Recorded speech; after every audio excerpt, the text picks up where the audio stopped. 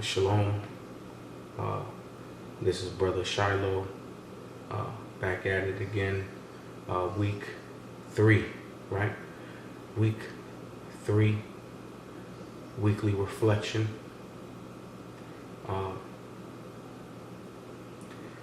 Late day. We put a lot of work in on the property. We successfully installed the fence post. All praises to the Most High. Thank you for the suggestions and comments relating to that video. We decided to go with the jackhammer because number one, it was cheaper. Yeah, it was a harder work than getting the piece of heavy equipment, but it did the job, you know. And after being on that thing for a couple of hours, man, my hands are still shaking, and I know gotta wait for this thing to. So I got this nasty blister. I'm trying to show y'all. There it is. Little nasty blister. But, nonetheless, it is in. They are in. And the work continues, you know. And while I was working today, I was sitting back and I was thinking to myself that, the brother that's been helping me with these projects and helping me maintain the property as well. This is a brother that I can honestly call my friend. A friend cannot be known, as the scripture says, in prosperity and in good times. A solid friend, more or less, is known. A solid friend is basically known in adversity. Who's in your corner when you're going through things and when you're trying to accomplish things. I've had this mission on getting this property finished, and the brother Shamar has been a faithful friend through all the adversity that we have overcome doing these projects. And if the chainsaw didn't work, man, that doesn't mean we stop working, right? No, we grab the axe, right? It's just adversity pops up and we just have to roll with the punches.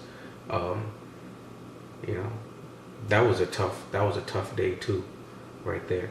But nonetheless,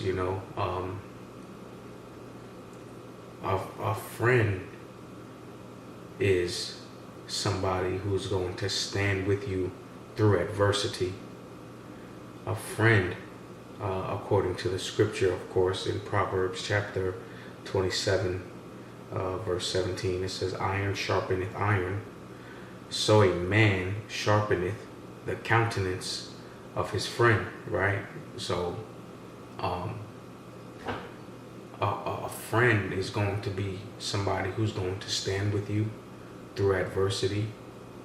A friend is going to be somebody who's going to help you become a better version of yourself.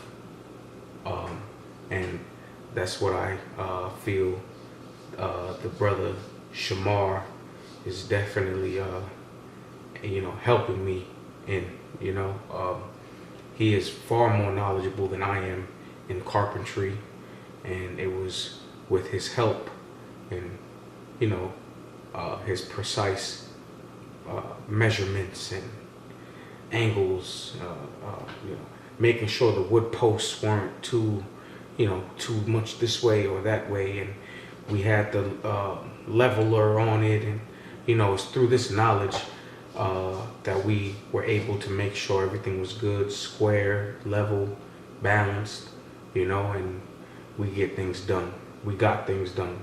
So iron sharpens iron, you know. I learned from him, you know, and whenever something pops up with his car and he needs help, you know, I'm there for him too, you know. Iron sharpens iron, you know. If thou wouldest get a friend, prove him first, and be not hasty to credit him, you know, meaning you really got to get to know this person. You really have to understand where the person's coming from, what type of skills they possess, what type of knowledge they possess, and glean from it, you know. And that's what I'm doing with this brother Shamar. I am actually very proud to say that you know, I look at this brother as he is you know, my friend. He's been there with me through adversity, through hard times, as far as the land is concerned, you know what I mean? Trying to get projects done, and he's been diligent in helping me. I'm praying that our friendship and our hard work that we're doing on this property will cause us to prosper, you know. All praises to the Most High. So, you know, just this week I've just been meditating on that, you know. What is a friend? What is a real friend? You know, because we all have, you know, people that we know and we call our friends, but when adversity comes and when the storms start rolling in, you know, where they at? Where they at? Nowhere. But when they need something, you know, they'll hit you up. They'll hit you up, you know, without a doubt, you know. So, you know, the scripture says, separate yourself from your enemies, but take heed to your friends, you know, because 9 times out of 10, it's either your family or a friend, you know, that's going to stab you in the back. And that's also why the scripture says, don't be hasty to credit anybody, you know. A friend cannot be known in prosperity. A true friend is only known through adversity, right? And you guys sharpening each other to make it through the adversity. And there's another scripture that I thought about too. Let me get that. Sirach chapter 6. Where is it at? Sirach chapter 6. Or was that in Proverbs? I gotta try to find it. But it talks about, you know, faithful are the wounds of a friend, you know, because a friend is going to truly tell you, you know, about yourself, right? That's why I read in Proverbs, so a man sharpeneth the countenance of his friend, you know. Hey brother, why you doing this? Why you doing that? Why do you talk like this? You know, calm down, you know. You seem like you're angry, you know, is everything all right? You know, these are the things that, you know, make friendships, you know. If you're just gonna have someone around you, you know, being a yes man, you know, that's not a friend, you know. You want to value the knowledge that comes from a friend, you know. You want to be able to glean from this friend, because as he strengthens you, you can strengthen him, you know. And that's brotherhood. That's real brotherhood. So that's really it, you know. Week 3, weekly reflection. What is a friend? You know, separate yourself from your enemies, but take heed to your friends, Because like I said, 9 times out of 10, it's going to be a family member or a so-called friend. That's the other scripture, Sirach 37:1. Every friend saith, I am his friend also. But there is a friend which is only a friend in name, right? Like, you don't know this person other than just his or her name. You know, yeah, that's my friend, that's my friend. No, but that's going to be the one. That's going to be the one that gets you. That's going to be the one that you can't sharpen, right? You can't sharpen this one, you know, because a lot of people, they can't take constructive criticism. They can't take correction. They can't take counsel. And these are the ones that you need to separate yourself from. You know, so all praises to the Most High. I really appreciate all the help that I've received from this brother Shamal. He's been a faithful friend in adversity. And Lord's willing, sometime this week, we will be uploading the footage of what we accomplished with the fence post.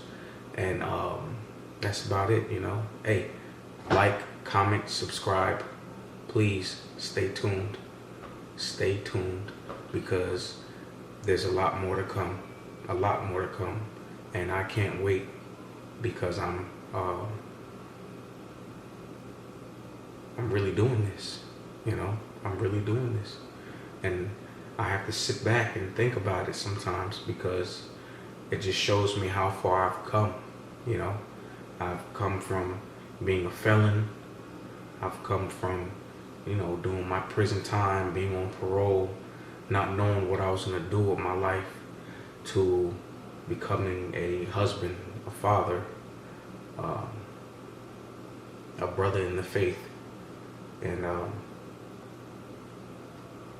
have to let my actions speak for themselves, because words, somebody can tell you anything and do something else. So I have to let my words speak for, I have to let my actions speak for themselves. You understand? All right. Let me get out of here. It's late.